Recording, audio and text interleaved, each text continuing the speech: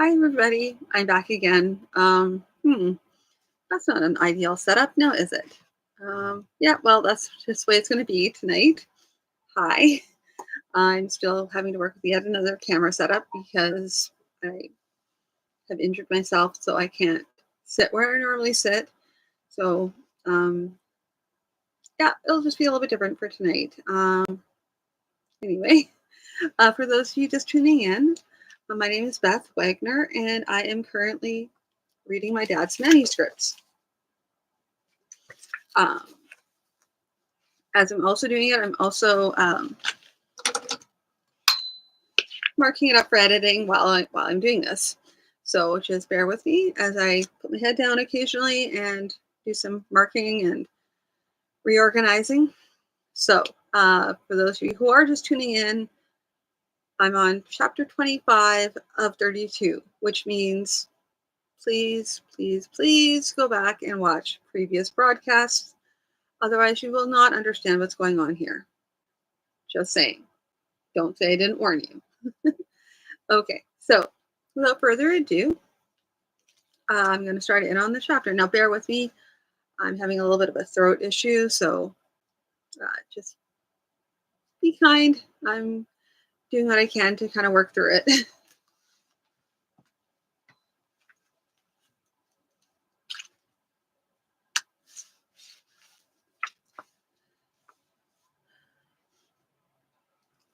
Okay, so when last we left our hero, Haram, he was busy healing in a medical tent as he had just gone up against several armored goblins, so they're much more tough than than the ones he'd fought previously. And he was severely wounded. Um, and they were kind of worried about whether or not he was going to pull through or not. So tonight we'll find out what happens. Okay.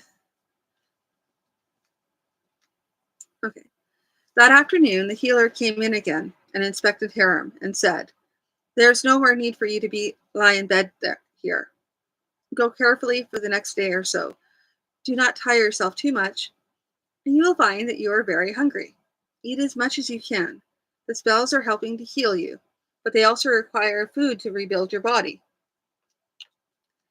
Harry was in the midst of thanking him for his care when the healer turned and walked away to the next patient in line.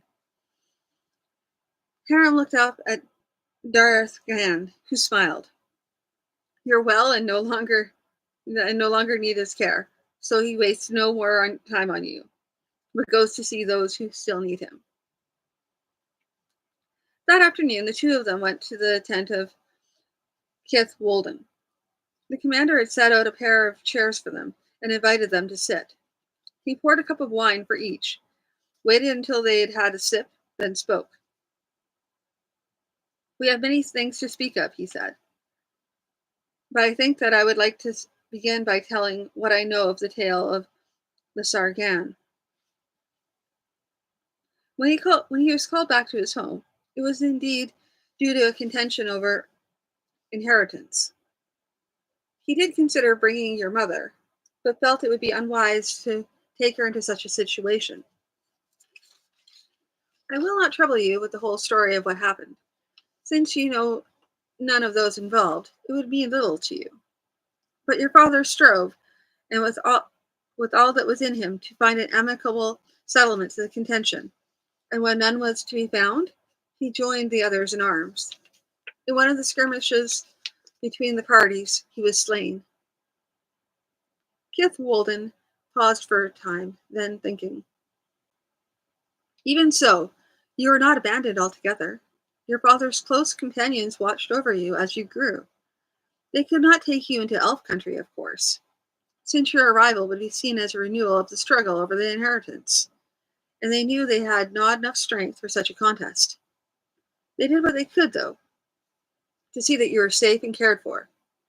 Did you never notice as a child that most times when your mother did any work for for elves, she was paid higher than usual? Oh, there were things that could not have been prevented, neighbors causing trouble, and so on. But be sure that if there'd ever come a time when your lives were in danger, you would have had help." There was some consternation when you left home and began your apprenticeship. How far did the protection extend, which was offered in your father's name? It was eventually decided upon that you're leaving home, that upon your leaving home, protection the protection would lapse, save for whatever courtesy might be extended to you by your father's kin wherever you chance to meet. Your mother, however, is still protected. You may think of traveling into the elven lands to claim your father's inheritance. I would advise against it. The folk who watched over you during the years since might feel bound to join you, but the outcome of the struggle would still be the same. And right your cause you think however right your cause, you could look for a little help in Elfland. Most would wish only to be left in peace, and would be loath to have old quarrels dragged up again. Again he paused, and Dareth Gan only nodded, saying nothing. Kith Wolden spoke again. I tell you all this because I think it fair that you should know that you should not harbor secret animosity toward your father, and also because I wish to reward you. And the reward I would give requires you to realize your status. I know you do not think your deeds worthy of reward, but you risked yourself to give help when you thought it was needed, and I would give you a reward which fits the thought in the deed. He leaned down and picked something up from behind the table and set it on the table's top. Oh my goodness. Oh boy. It was an arm ring wrought in copper, a succession of small leaping dolphins attached nose to tail. It is made of copper, the less to attract the attention of thieves and so on, but it's still valuable for all that. This is a sign that which will make you free of all the elf lands, should you choose to travel there. Come visit us sometime. Use the arm ring and my name if you are ever challenged, and learn something of your father's people. He took the arm ring and fastened it on Gareth Dan's upper arm, then returned to his seat. He turned his eyes to Haram. From beside his chair, he picked up a small silver horn, which he set on the table. It is silver, but small enough that you ought to be able to keep it out of sight. If you sound it in need, the elven folk who are near will come to your aid. A worthy sentiment, answered Haram, but I'm not likely to travel into the elven lands. Is that you think that would give you a gift of so little use? No, you do not know how and where the elven folk travel. I tell you, even should you sound the horn in the midst of Ithan Sor itself, you would find elves coming to your aid. Truly? Then this is a reward beyond all proportion to the deed, Kith Wolden. For the sake of the one battle which I gave aid, where none was desired or needed, you would give me this? For the fact you are willing to give aid in a battle which is none of yours, and which you yourself said looked lost, I honor you. Will you take it? Yes, I'll take it, though I hope I never find cause to use it. I thank you, Kith Wolden. No, no, protested the elf, smiling. It is I who give you this gift in thanks. After Haram had taken the horn, Kith Wolden refilled their cups, then settled back. Now, a matter of my own curiosity. Tell me how it is that you speak the goblin language. So Haram told the tale, finding the passage of time had made it easier to speak of. He still felt his throat constrict when he spoke of the death of Ord's band, and that he merely glossed over glossed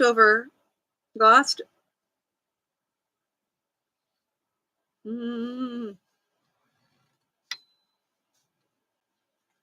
just a second here.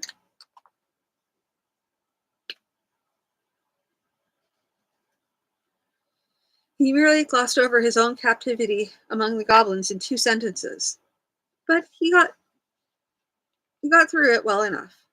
When it was done, Kith Walden was looking at him in admiration. Now this is a tale indeed. You lived with goblins for a year and survived. I suppose it is no wonder that you hate goblins so. However that may be, I found that battle madness comes on me only when I'm fighting goblins, and indeed not every time. I hope not. You almost died of it this time. I have another thing to ask. In all this, you have not explained who it is you are fleeing from, that you trespass in these woods. So Haram found himself telling the story of the rescue of Teriel and the pursuit by the god of lies, up to the present time. Again, the elf lord was amazed. So much adventure in so short a life. Beware, Haram. You may tempt fate too much. I do not seek these adventures, Kith Walden. And what can I do now? I live as quiet a life as I can, but these folks still pursue me. What can I do about that? Kith Walden nodded. I would not presume to give you advice, but it seems to me that at some time you are going to have to face the one who pursues you. It is not one, but many who pursue me. No, I mean not the folk who paid to seek you out, but Drauha himself. Should I seek a conclusion with Drauha? A man fight against a god? He would squash me like an ant. Kith shrugged. As to that, I cannot say. The relations of men to their gods are not a thing that elves concern them with to any degree. All I can say is that I have a feeling that sooner or late, this must be done.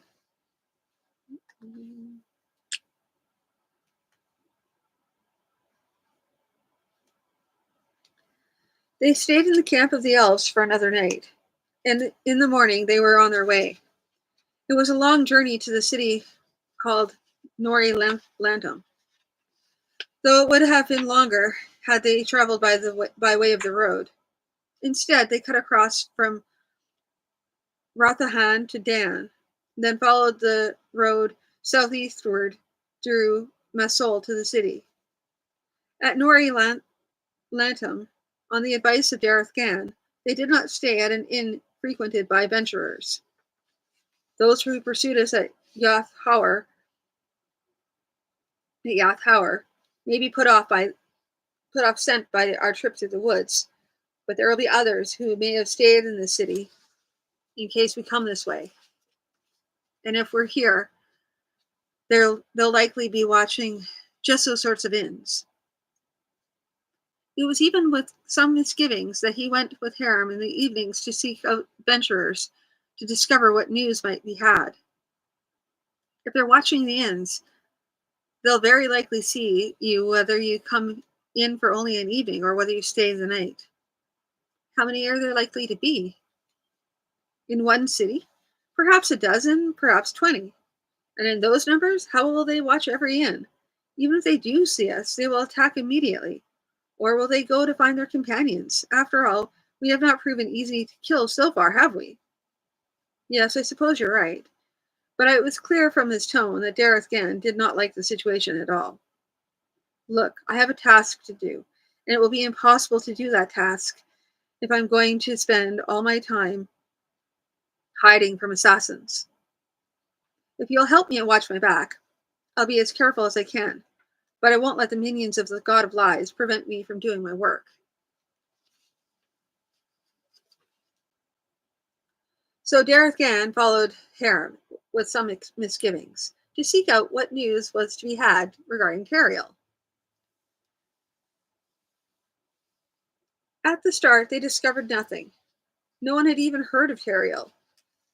In the second inn they visited, however, there was a man who claimed to know her. He was a grizzled old fellow with a double-bladed axe close by his right side and a scar running down his face across the right eye. Yes, he said, I know Teriel. With a small band she was, though I don't know the leader. They've gone across Rahassan, some town named Shilka in the province of Lamasitu. Lamasitu. They've got a contract to fight Grizzlak in the hinterland. I was asked to come along as well, but I fought Grizzlak before, and I want no more of them. Look like rock lizards grown huge, they do, and they fight like fiends. How long ago did the band leave? Second here.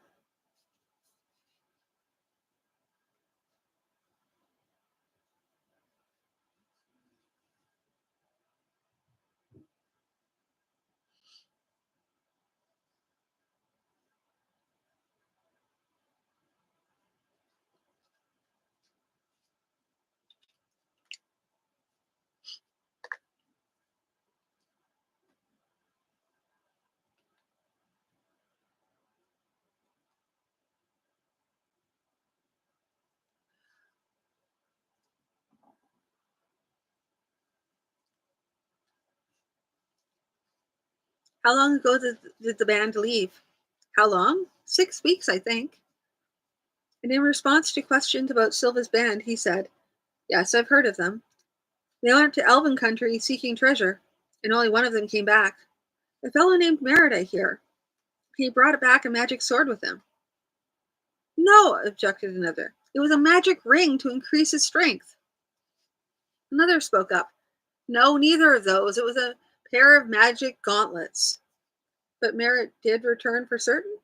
"Oh, for certain," said the man who'd spoken of the magic gauntlets. "He's been seen here and there, though I suggest he is more bandit than venturer these days. Is there any word as to what happened to the rest of his band?" "I'd wager Merritt knows more of that than he wants to admit. And if I were to go on an adventure with him, Tran and Biren Forfend,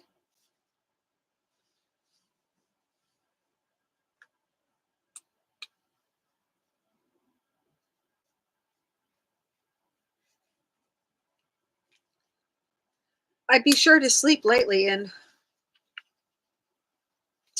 I'd be sure to sleep lately and walk carefully, particularly if we found any wealth more than a couple of bent coppers." Harem would have liked to protest that his boyhood friend could not have sunk so low, but he remembered too well then.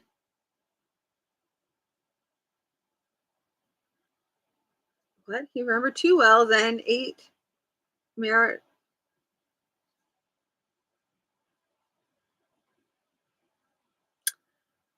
I don't know how this goes. This is a butchered sentence. I have to fix it.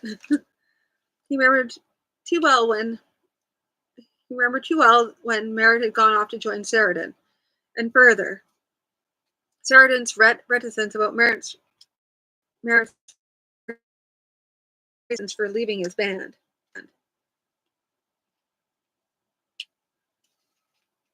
Dun, dun, dun. None of this sentence makes sense, so I have to reword it. As they strode off to another inn, Gareth then asked, "Do we go to Rahassan to seek her?" This brought Harem's mind back to the real reason for his present wanderings, Cariel.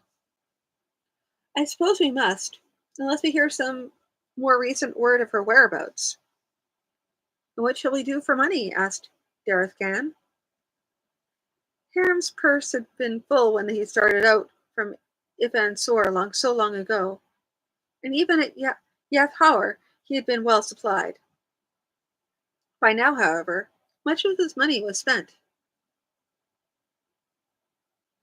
Harem shrugged. "At the very worst, we could go back to Ifan Sor and refill my purse. But perhaps we could work our way across. There may well be merchants in in harbor willing to hire guards for a voyage. We'll manage it somehow." For the last stop of the evening, they chose they chose the Sleeping Dwarf Inn. This one was much favored by venturers, and would most likely be under close watch by the servant of the god of lies. But Harem promised they would go in and come out quickly, so Dareth Gan agreed. They stepped into the common room and looked around. Over in a corner, with half a dozen young and rough-looking fellows, sat Merritt. Dun dun dun! It's a good thing I'm reading more than one chapter, isn't it? Okay. So now, on to chapter 26.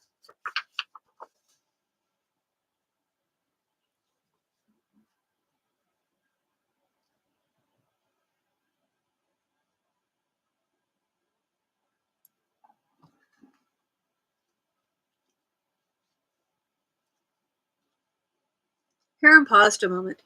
He'd been asking for news of Merritt, mostly out of curiosity, and he had no idea what, if anything, he had to say to the companion with whom he had departed Van Soor back then. Tran and Viron, was it only a bare handful of years ago? And everything and everyone was altered and all out of recognition. Gareth Gann was beside him, asking anxiously, "What is it, Harum? Is there someone is there somebody you know?" But before Harum could reply, there was a stir behind him, and a voice called, "Ho there! Ho there! Make way for the watch!" The two moved quickly out of the way as a party of a dozen soldiers in the city. Oh, a dozen soldiers of the city watch marched in. They all wore chain armor, and save the leader, were armed with 6-foot spears, and swords as well. The leader had only a sword at his side, but he had a small red plume on his helmet to mark him as a commander. As Harum watched, the party marched over to his table, where where Merritt and his companions sat. Merritt still sat there, watching their approach with a look of faint disdain on his face. His hands lay flat on the table. He had put on a pair of gauntlets. Harum remembered the story of what Merritt was rumored to have brought back from his trip up north. The detachment of the watch came to a halt in front of Merritt's table, and the soldiers spread out a little. The commander spoke. "You are Merritt the venturer?" "And if I am?" asked Merritt insolently. "Merritt the venturer, I arrest you for various crimes against the people and the land of Eridare. Put aside your sword and come with us." Merritt stood calmly, still disdainful, his hands on the table. "Ah, but I do not think I care to be arrested," he said. His hands shifted on the table and gripped it by the edge. He gave a heave. Then the table, solid wood and near as heavy as a man, was up and flying through the air. It struck the commander and the two nearest of the watch, edge first, flinging them back and down. Merritt stepped forward. The soldiers of the watch, though taken by surprise, were not easily dismayed. They presented their spears and advanced on Merritt. He had still not drawn his sword, but when the first man thrust at him, he batted the spear aside with his left hand and stepped forward quickly. His right fist came up and struck like a hammer to the side of the man's neck, and he dropped. The fellow beside him had turned to thrust his own spear, but Merritt's right hand dropped and caught the shaft. He gave it a jerk, and the soldier was pulled off balance, falling toward Merritt, who struck him in the chest with a fist. The soldier staggered away 2 steps, then fell. Now Merritt drew his sword. The fellows with him had also drawn their swords by this time, and they began to fight. Merritt took the brunt of it. It was clear that his sword strokes also derived from the benefit given him by the strength given him by the gloves. Spear shafts splintered before even glancing blows, and chain armor tore like cloth. In a few moments, the last of the detachment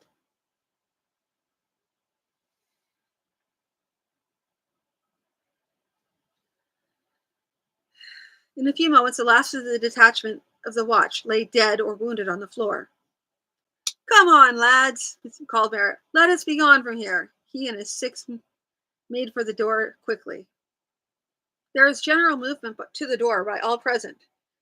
There'd be some more of the watch coming along soon, and it would not be healthy to be found in the same place as a dozen of their dead and wounded comrades. Indeed, there were many present who would not dare to come to the attention of the watch at any time. Gareth Gann was tugging on Haram's sleeve. Come, Haram, best we not hang about here.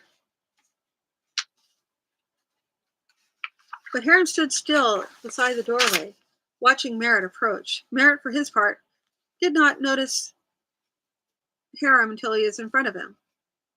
Ha! It is you, isn't it? It's you, is it? It is I, Merritt. I'd heard you were seeking for me. Well, you'll have to continue to seek, for I must leave here. I have no wish to tarry here sparring with you until the rest of the watch arrive. He stepped past. Good luck in your search, he called mockingly as he went out the door. Haram stood there, wondering at Merritt's words. What had he meant? It sounded as though he were expecting Haram to be hunting him down and with vengeance in mind. Vengeance for a cheating trick played on him some years ago? What could make him think that? But now Gareth Gann was pulling vigorously on his arm. Come on, Haram. Will you stand here all night waiting for disaster? Shaking off his thoughtful mood, Haram turned and followed Gareth Gann off out the door. Well, that wasn't the reunion I was expecting. That's just me talking now.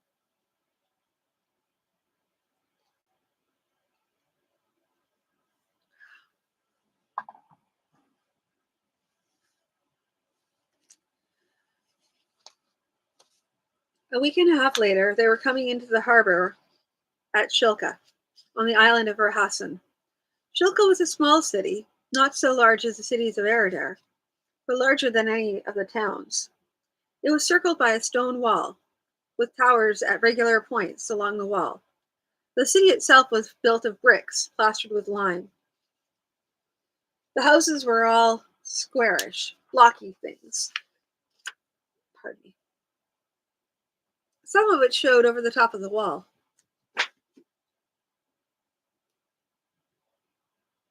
Sorry, that was the new one. Captain Lichten of the ship Lichten's Venture was a squat little man who looked as though he might have some dwarvish blood in him. He had a thick chest and heavily muscled arms, and his crew all walked carefully around him. He was going a little bald on the crown, too, and was sensitive to that fact, for he frowned whenever it seemed someone was looking at his head.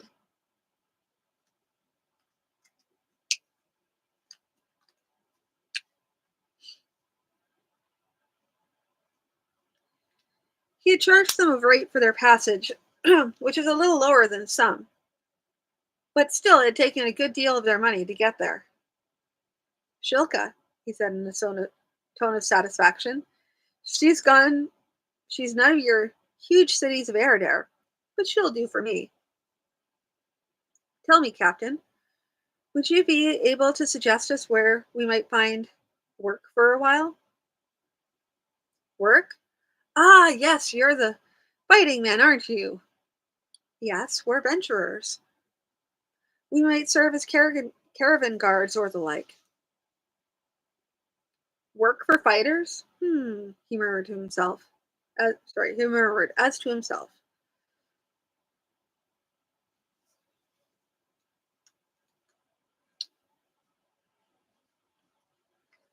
There was something in his tone which suggested that men who made their living as fighters were not quite fit company for honest seafaring folk.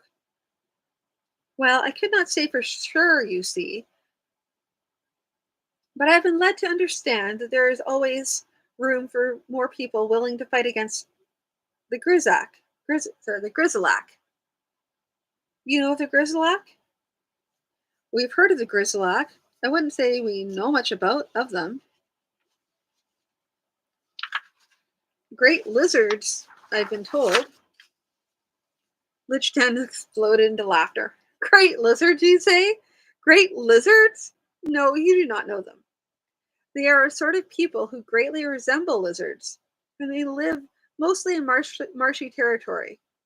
They are large and strong, mostly larger than a full grown man, and fierce to fight. Of late, they are encroaching on our territory, and our people have had to fight them.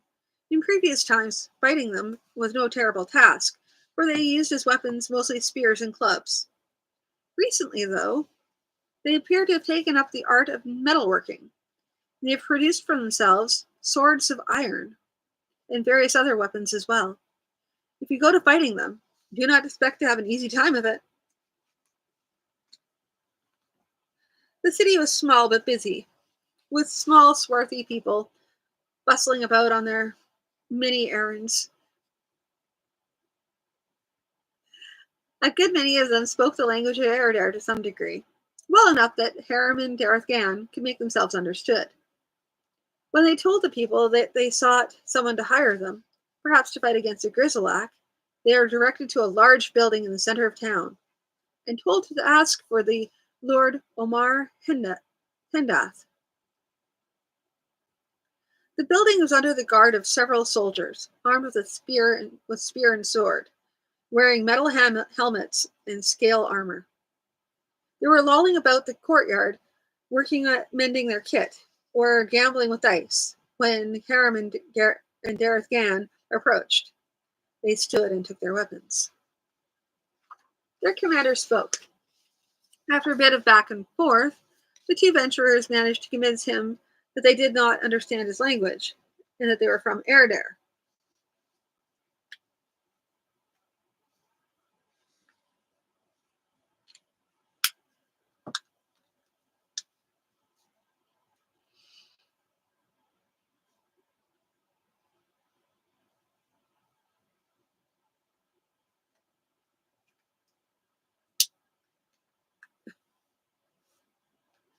Sorry, and then just hold on.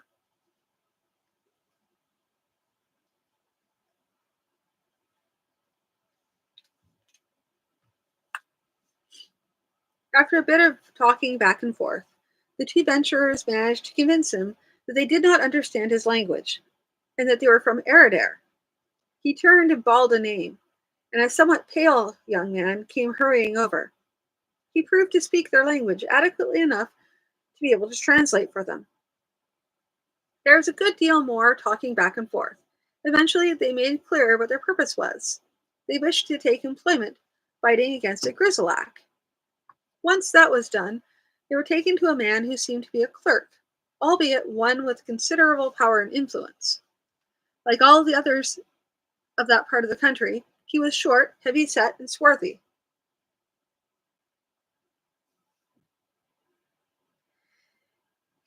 Harum was reminded of a Falcaon, but the mage had been taller and less broad than these folks.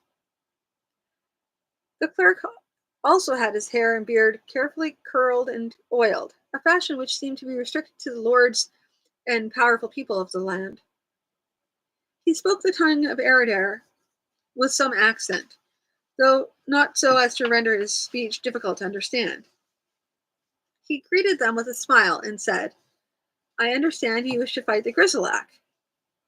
Harum returned his smile and answered, "No, lord, we wish only to earn some money, and since the only trade at which we have any degree of skill is the trade of arms, then it is such work that we must seek." The official's eyes widened. Now, there's an interesting answer to be sure. Most of the warriors who come to fight for us hasten to assure me how much they hate the Grizzlack and how dreadfully they will fight. But you speak openly of the fact that you are fighting for pay. That being the case, then, how well do you fight? What assurance can you give that you will not merely take the money that is given you and flee? I had assumed that your folk had seen to that already. I doubt you'd give us our whole pay until the end of the term of contract, for instance. The clerk nodded. Quite true. There is an allowance given for the purchase of food, but the bulk of the pay is not issued until the end of the contract.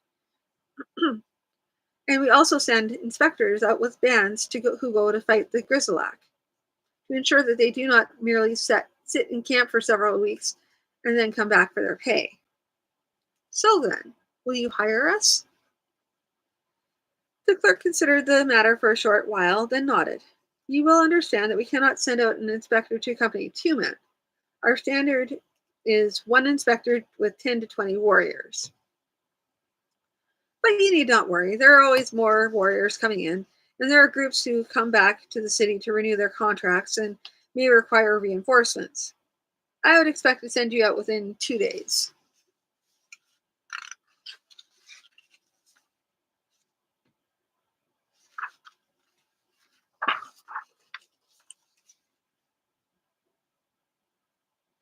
I don't know.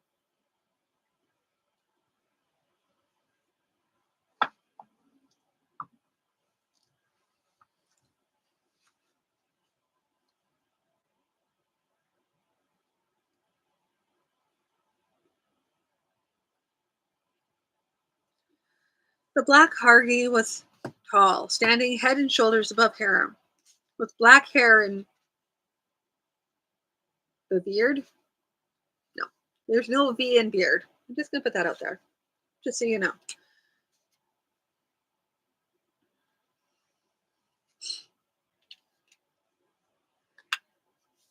Excuse me.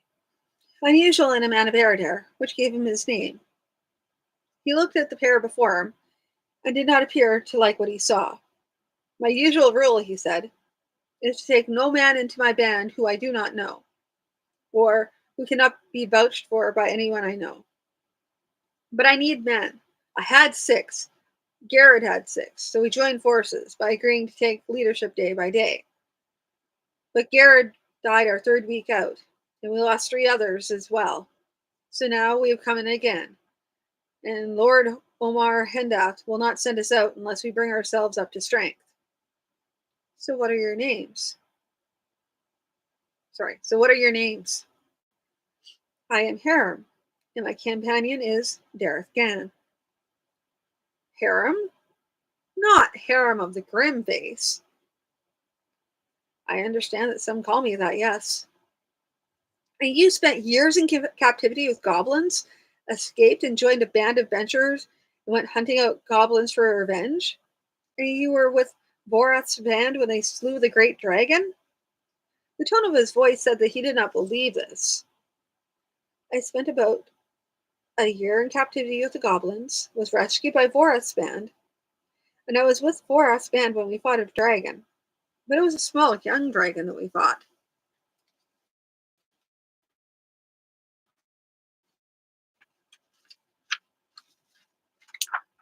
I had heard that all Vorath's band got rich from that deed. If so, and you're with them, why are you hiring yourself out to fight Grizzlack?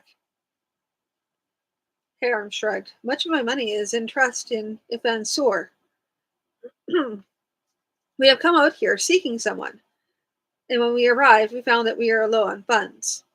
So we hire ourselves out in order to refill our purses before we continue our quest. Black Hargi grunted. You will not become rich here, you know. I do not need to be rich. Only able to supply myself and my companion while we look for the person we are seeking. And who is this person you seek? I'll have no one with me who is seeking some private vengeance on someone else. Such persons tend not to be reliable, particularly if they come upon the person they are seeking. I assure you it's not a matter of vengeance. I seek a venturer, a young woman named Teriel, and I have a private message to take to her. Teriel? I have heard the name, but I do not know the person. Have you asked the clerk? He might be able to tell you if she is here, and if so, where she is. No, I had not thought of that. In any case, we still need money to live on, no matter where she is. Well, I will allow you to come with me then, but I warn you, There's little to be had in the way of loot from the Grizzlack. In all the time I've been out here, I believe I've seen 1 gold and about 20 silver. I've heard that the pickings are little better in the villages, but we have yet to find a village. Haram shrugged. Be that as it may, so long as they pay us, we will come with you. Oh yes, they pay us, and they make sure that we earn our pay. 2 weeks later, Haram could testify to that. They are sitting in a rough shelter on a woolly hillside. What? Woolly? Woolly? Really? Woolly? Oh my gosh. Okay. Sorry, guys.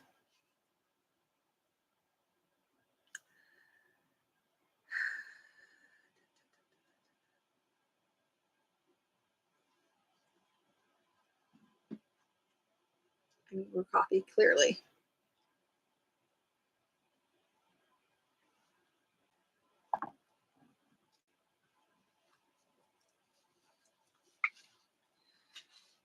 Two weeks later, Haram could testify to that.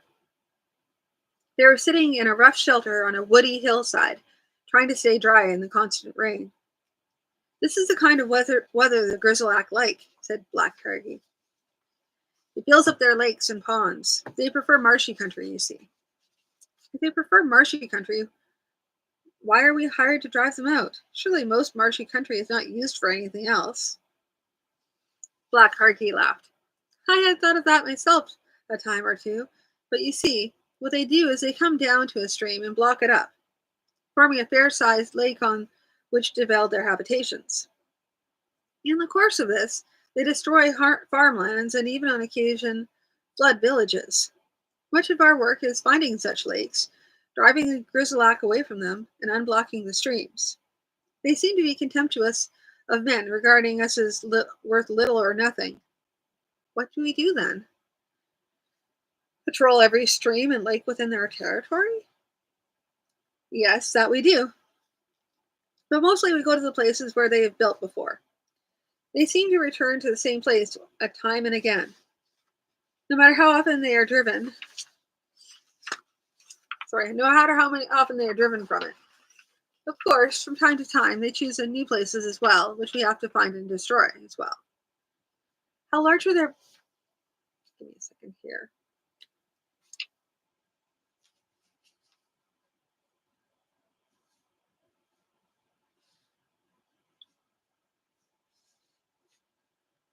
How large are their bands?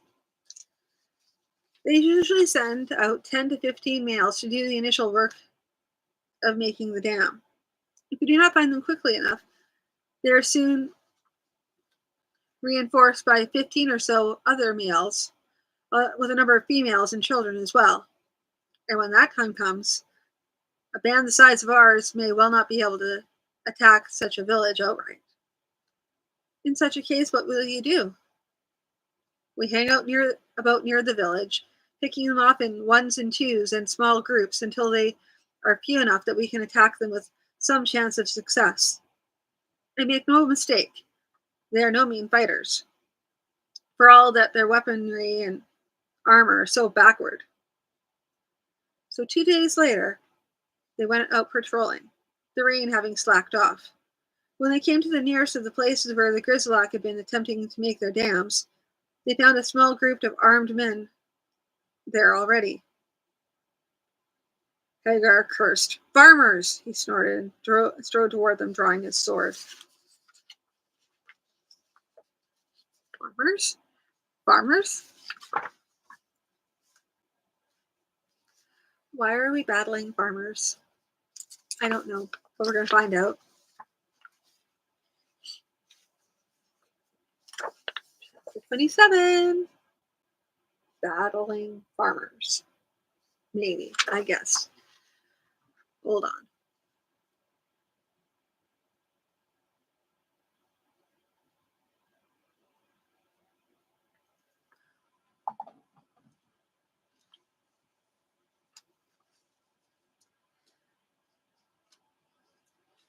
They were indeed all farmers of Lamatsutu, and they understood nothing of Black Hargy's shouting. Even when he calmed himself and attempted to speak to them in the language of the Matsitu, they appeared not to understand, merely stared at him with truculent expressions on their faces. There were 12 of them, and though they had no armor, their weapons looked serviceable and well used.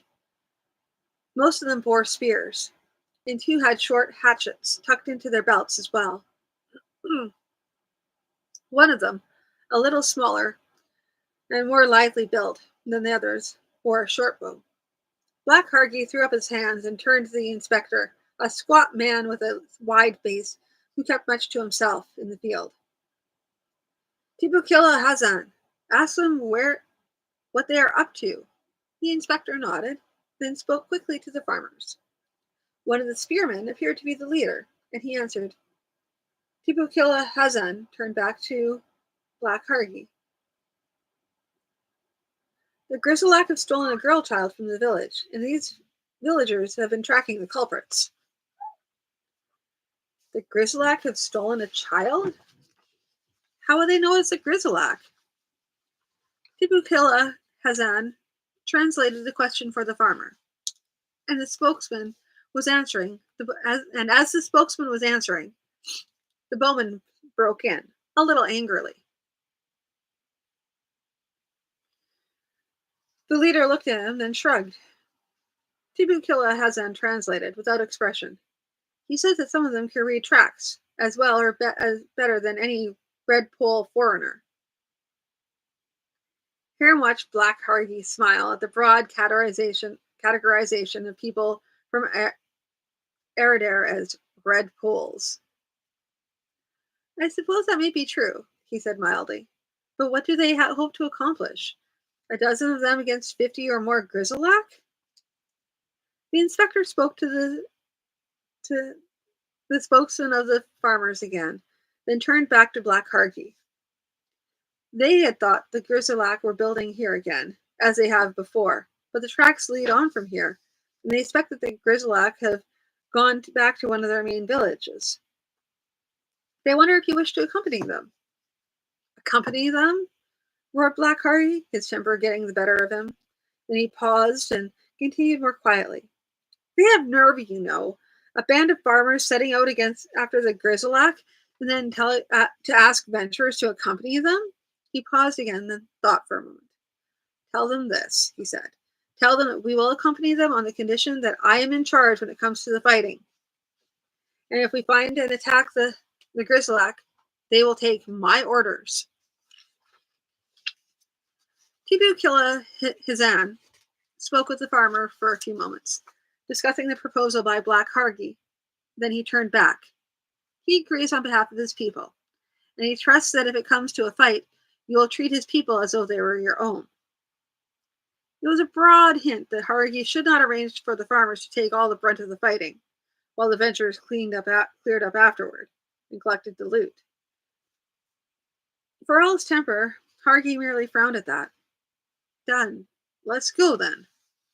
The Grizzlak were somewhat slowed by the child they were taking with them, but even so, they managed to stay ahead of the pursuers for a day and a half.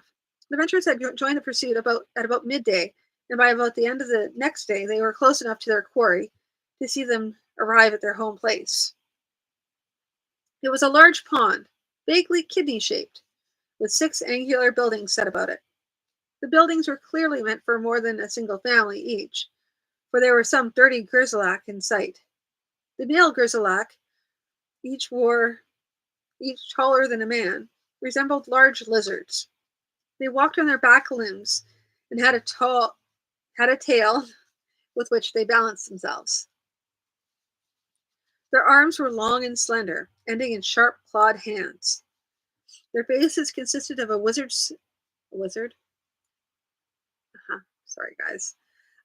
snout and small eyes above it. Harum wondered if they could speak any human language, with such strangely shaped mouths.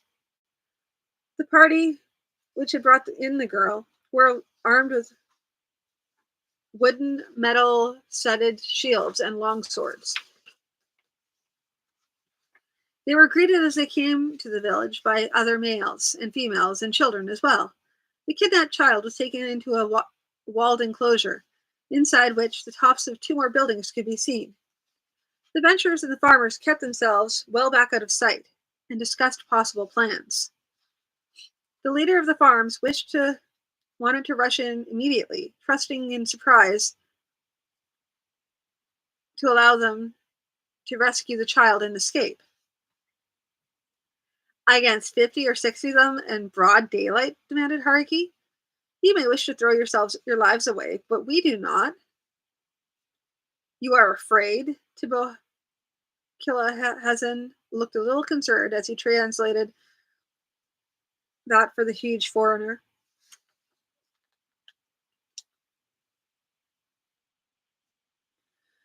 But Black Haruki only looked at the farmer calmly. By Tranenviron, he said. I thought the point here was to rescue the child. I had not thought we were supposed to kill ourselves instead. Had I known that, I would have chosen poison or some such thing, rather than be hacked by swords. Tell him that if he wishes the child rescued, we are willing to help, but if he merely wishes to trade insults, then we have better things to do.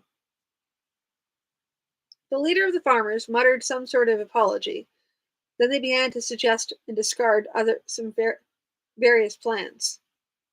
After the discussion had gone on for some time, Dareth Gann finally spoke up. If you wish, I could go in and bring the child up by myself. As Tibo Kilahazan was translating that for the farmers, Black Hargi turned to Dareth Gann. We are making plans here, lad. We have no time for braggarts. Dareth Gann merely smiled. I do not speak idly, he said. I am able to do it if you wish me to try. And Haram will be able to tell you something of my abilities if you wish. Black Hargi flashed a glance at Haram. My companion is not given to boasting, he said. And from what I know of his abilities, I'd say he's able to perform what he promises. So, well, rather than having to fight all the Grizzlack at once, I'd be inclined to allow you to show what you can do. Let me talk to these others once more. Tibo Kilahazan had been translating the conversations all the while for the farmers, so they already knew the proposal. It took a little more time to convince them that it was worthwhile to give Dareth Gann a chance to show what he could do. So it was after the dark that night. The band crept close to the village of the Grizzlack. Dareth Gann was dressed in a black shirt and trousers. His sword was slung over his back to keep it out of the way as he climbed. He put a few items into pockets of his dark suit and took up a coil of light rope with a grappling hook on the end of it. Then, as the band watched the cover of the brush, Dareth Gann set out for the enclosure. For a few minutes they watched him. Then suddenly he was no longer visible. Has he some sort of invisibility spell? Asked Black Harricky. No, I think not, answered Haram. I think rather he is skilled at his craft. Black Hargy muttered something, and they continued to watch. For a long time, there was no sign of Dareth Gann. The Grizzlack had guards around the village from time to time. As one such party of guards had passed by and was out of sight of the enclosure, there was sudden movement by the wall. From this distance, the cord was not visible, so it seemed as though Dareth Gann climbed the wall unaided. He was up and over in a moment, and again they waited. For a time there was no sound or movement. The farmers, being totally unused to that sort of thing, were sure that something had gone wrong. They wished to charge in immediately to retrieve the situation. Black Hargy, continuing in violent whispers, held them back by force of his personality as much as anything.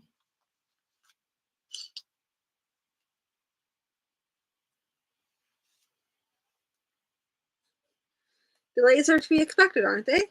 The man has not been gone very long, has he? And might not be possible that would have to search for the girl? Sorry, and might it not be possible that he would have to search for the girl. Finally, those who were not convinced realized they were too few to do anything if they did make an attack, so they left off. But their expressions made it clear that they were not particularly pleased with the situation. The moments stretched out, and even some of the adventurers were becoming restless. Most of these were sufficiently experienced that the restlessness did not come out in any kind of audible shifting and movement of the farmers, more in deep breathing and shifting of the eyes. Suddenly there was a movement along the top of the wall, and a black figure slid over and began to climb down. The figure seemed oddly humpbacked, and Hiram breathed, "He has her." The leader of the farmers muttered something under his breath, and they continued to watch. Perhaps it was the fact that he was carrying the child on his back, but Dareth Gann did not seem to blend into the brush so well on the return trip. From time to time, he would pause, then move again. When a circuit of the village brought the sentry of the Grizzlack into view, Gareth Dan halted and waited.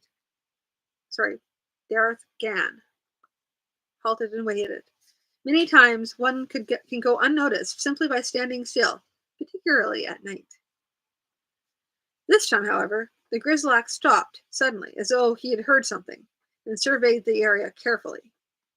"The boy has been seen," muttered. "The boy has been seen," muttered Black Hargy.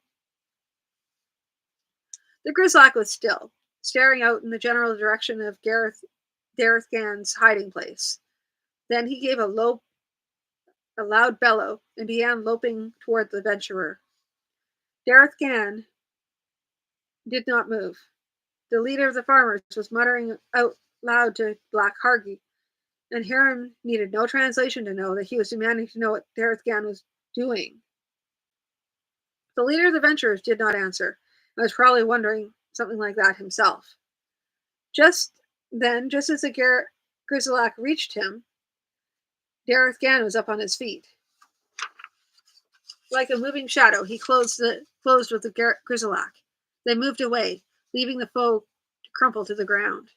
Then Dareth Gann began moving rapidly towards the place where his companions were hiding. He was carrying the girl slung over his shoulders, her wrists tied to her ankles with a piece of cloth. She was sleeping, though not soundly. What happened? I had given her a small draught to make her sleep. It was necessary, he added quickly as the inspector translated for the farmers. She was terrified, and she was about to start screaming. If that had happened, neither of us would have escaped. But she wasn't sleeping soundly enough. And as we were waiting, she made a little moan, just enough for him to hear us. And when he'd heard us, it was not difficult at all for him to see us. The leader of the farmers said something, and Tibokila Hazan translated. The shout the monster gave will awaken the others. We ought to leave, and leave quickly. Black Harky shook his head. I thought so at first, but now I'm not so sure. We full and was slowed by the child. Eventually we would have to fight them, so why not fight them now? We can take them by surprise and possibly discourage them from coming after us. He looked around at the faces surrounding him. Look, we may have a very good place for an ambush, and it is night. Let us only stay long enough to make them wary of us. The farmers eventually saw the wisdom of this, though it was clear that some still were not happy with it. Black Harky positioned them throughout the bush, and the farmers all in supporting positions to the better armed adventurers. The one with the bow he placed where he could have a fair view of the oncoming enemy, but where he would not send straying arrows into his fellows down the trail. It was soon clear that they had been well advised to wait in the ambush, for about 30 of the Grizzlack came lopping out of the village. They paused for a moment by the body of the sentry, and some of them cried out, though whether they were cries of grief or anger, none of the men could tell. Then the Grizzlack were on their way towards the bush, where the men waited. The trail was so narrow that the lizard men could go no more than two abreast along it. They clearly had no thought of an ambush, for they ran down the trail, pursuing fugitives as though they were sure the men were fleeing ahead of them. Haram, stationed somewhere near the center of the ambush, got his first clear look at a Grizzlak warrior close up. Close to. What does that even mean, close to? They did indeed look like great lizards, and the large snouts had sharp carnivorous teeth in them. Excuse me. The skin looked like green leather, and they breathed heavily as they ran. Each clutched some sort of weapon, most of them having long swords and round shields, and a few making do with clubs, which seemed to be no more than limbs wrenched off of trees and trimmed of twigs. Then Black Hargy shouted, and the ambush began. The farmers and adventurers leaped out of the bush, weapons up.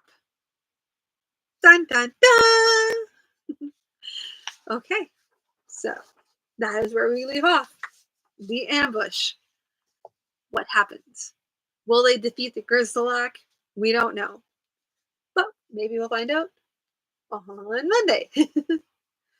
Providing my throat clears up. If it gets worse, I may have to postpone. I will put messages out if that happens as best I can. But I'll try and post somewhere. I know that I can post on YouTube. I'm pretty sure there's somewhere I can post on Twitch to let you guys know that this has gotten worse because it's bad right now. I'm sorry. I was really, really scratchy and maybe really quiet. I'm so sorry. I'm hoping that it gets better, but it's probably going to get worse before it gets better. So I'm hoping the weekend will just let it run its course. But if that all works out, then I will talk to you guys on Monday, where we will conclude the Grizzlak ambush. Bum, bum, bum. Anyway, thank you everyone for tuning in, and I will talk to you tomorrow. I'm just going to shut off YouTube really quickly here, and then we'll go over to Twitch for a few moments here.